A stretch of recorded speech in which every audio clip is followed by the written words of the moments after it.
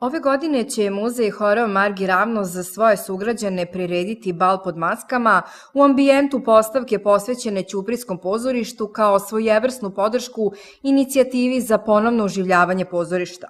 U galeriji muzeja će nastupiti učenici škole za osnovno muzičko obrazovanje Dušan Skovran, kao i učenici škole za muzičke talente, a ljubitelji plesa će moći da u svojim maskama zaplešu uz melodije valcera.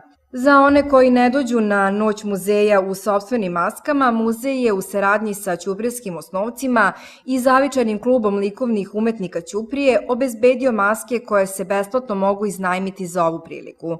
Narodna biblioteka Dušan Matić će u ovoj noći za posetioce otvoriti legat Dušana Matića, u kome se može videti radna soba istaknutog pesnika, eseiste, akademika i diplomate Dušana Matića, kao i njegova mnogobrojna priznanja i originalni crteži. Takođe će biti otvorena i izložba fotografija sa manifestacije Matićevi dani. U zgradi Subnora, kući narodnog heroja Miodraga Novakovića Džudže, sugrađani će moći da posete spomen sobu žrtvama oslobodilačkih ratova od 1912.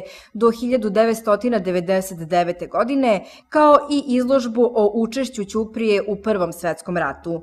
Ćuprijski pesnici iz udruženja književnika Dušan Matić će ovom prilikom prirediti besedu rodoljubive poezije.